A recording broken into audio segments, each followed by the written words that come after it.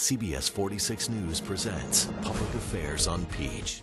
Good morning. Welcome to Public Affairs on Peach. I'm Karen Greer. The days are dwindling in 2017, and a number of us are starting to think about our finances. Over the next half hour, we want to help you make the most of your money. So joining me now is certified financial planner Monica Kaur. Good morning. Thank you so much. Good morning. Thank you for having me. Great to have you. Before we look ahead to 2018, let's really talk about what people need to know about 2017. Thanks to the stock market, Sure. A lot of folks really saw a big boost in their portfolios for this year, and they predict, some analysts saying a correction will probably change course. Some things will be a little different. What adjustments can we make right now? To the stock market? Yes. It would be nice to have a crystal ball, Karen. However, realistically speaking, when you take a look at the stock market, there's been a nice run up this year. And I have to say I've enjoyed it. My clients have enjoyed it as well. However, when this kind of stock run up happens, stock allocations have increased in the portfolios. So what I would do is take a look and see, is your risk tolerance is in alignment with your portfolio. Okay. So a lot of times when stock allocations increase, you'll notice the bond portfolio automatically will be a little less. So diversification to me is key in this point. Okay. A lot of people want to get in there and take it out, use it. You don't want to do that. No, I mean, you want to use your time value of money. So I would recommend that you take a look at your portfolio, maybe even consult with your advisor and say, am I diversified at this point?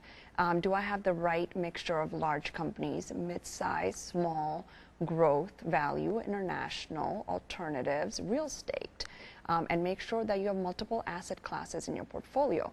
Very interesting. I have people that come into my office and they say to me, hey, I'm very diversified right now, and because they have 10 mutual funds. But once we dig a little deeper, we realize all of those mutual funds are investing in the exact same thing. Wow. So we want to make sure that we are actually diversified, dig a little deeper, make sure you have multiple asset classes, and that will help you protect yourself a little bit more. What about your 401ks? And people are looking at those right now, their IRAs.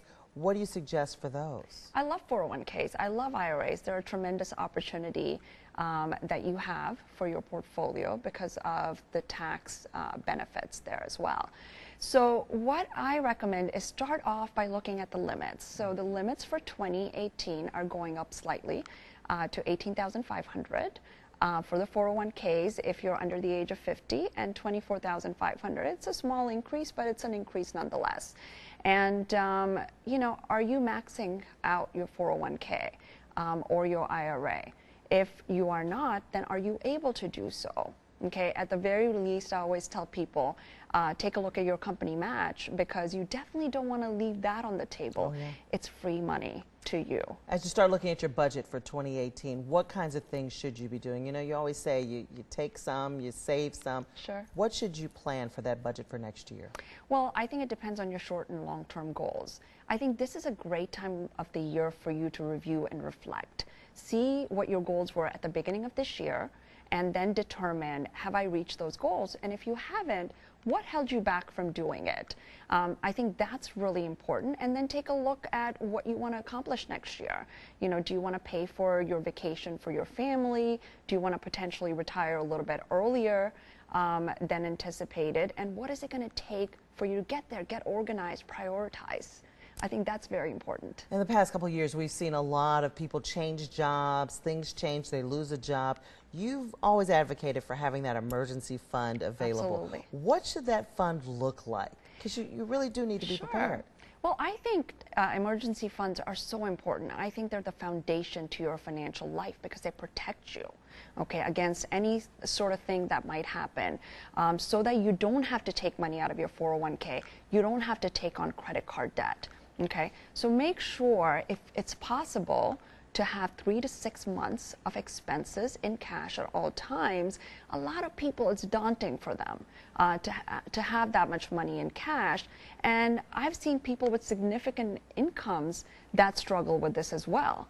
So to me, the best advice I could give you is, hey, take a look and see what's a good starting point for you. Take a look at your budget. Even if you can save just a little bit on a monthly paycheck, out of your monthly paycheck, or out of each paycheck, or on a monthly basis, it's really, really important, because you would be surprised what you get a year, 2 years, 3 years down the road. And that will prevent you from having to scramble should, the car break down or there are house repairs that are needed. Monica, I'm sure you've got, what, 6 months saved away? Well, I try to do what I can. I try to follow my own advice. That's what you have to do, walk the walk. All right, Monica, you're going to be back with us in just a bit. Sure.